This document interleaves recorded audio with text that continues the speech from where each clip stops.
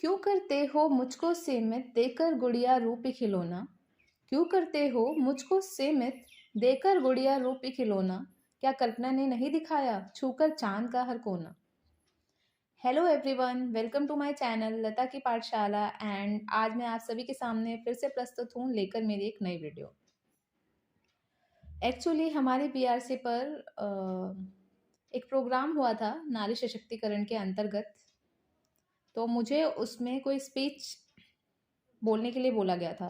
तो मैंने सोचा कि क्यों ना अ, अपने एक्सपीरियंसेस को और दूसरी महिलाओं के अनुभवों से मैंने जो भी सुना हुआ है उसे मैं लिखकर एक स्पीच टाइप कुछ बनाऊं और फिर मैं उसे बोलूं। तो सच में मैंने जब ये बोला तो मुझे जो फीलिंग सेटिस्फेक्शन वाली थी वो एक अलग ही फीलिंग थी। सो आई थॉट कि I should share it with you all. So इसकी इंट्रो लाइंस मैंने इसी तरीके से लिखी थी जो मैंने अभी आपको पढ़कर सुनाई।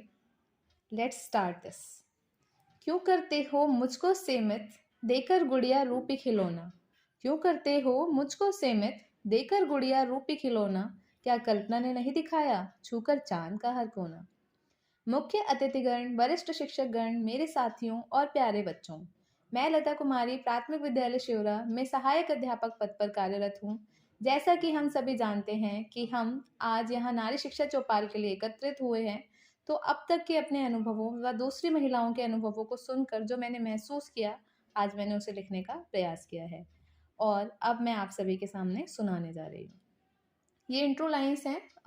एक्चुअली मैंने ये इसलिए पढ़कर सुनाई है ताकि अगर कोई इसे स्पीच के रेफरेंस से ही देख रहा है तो एक बार उसे आइडिया मिल जाए। अब आगे बढ़ते हैं। कहते हैं लड़कियां जल्दी समझदार हो जाती हैं। कहते हैं लड़कियां जल्दी समझदार हो जाती हैं, जिम्मेदारी भी उनको अपार दे दी जाती हैं। फिर जब बात आती है भार उठाने की, तुमसे ना हो पाएगा, क्या ज़रूरत है मुझे ये बतलाने की। बन सकती हूँ मैं भी मीराबाई चानू और कर्णम मल्लेश्वरी भी, यदि परवरिश की जाए मेरी भी भाई के ही जैसी।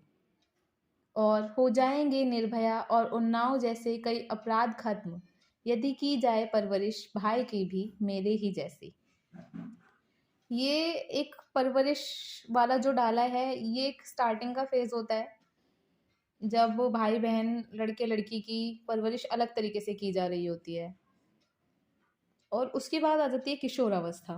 किशोरावस्था में मैंने ये हिंट्स दिए हुए हैं कि शारीरिक परिवर्तन होता है, तो वहाँ पर समाज का रवैया बदलता है, मानसिक प्रताड़ना का वो लड़की के लिए कारण बन जाता है।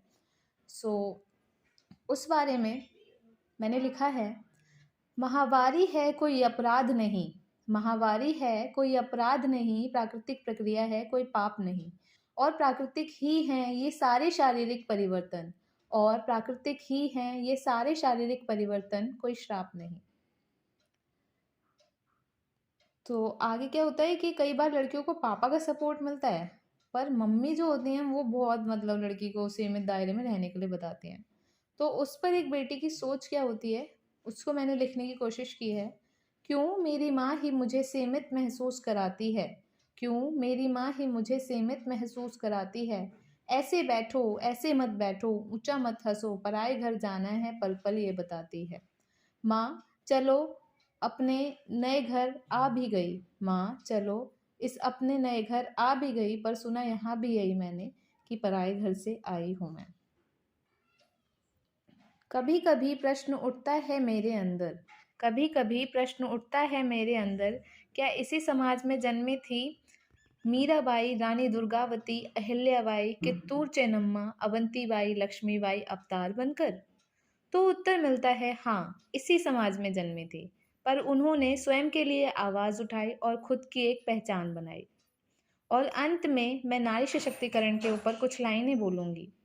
दिए जाएंगे तुम्हें कई नाम, दिए जाएंगे तुम्हें कई नाम, कभी बेटी कभी बहन तो कभी माँ, पर तू फिर भी अपनी एक अलग पहचान बना, क्योंकि तुम नारी हो और तुम अकेली ही सब पर भारी हो।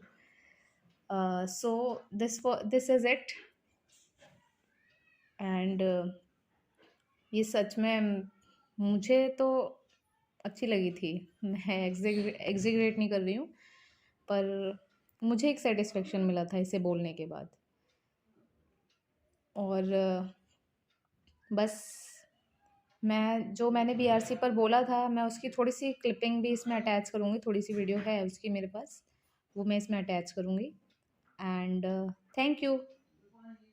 जैसे कई अभ्यास खत्म यदि परवरिश की जाए भाई मेरे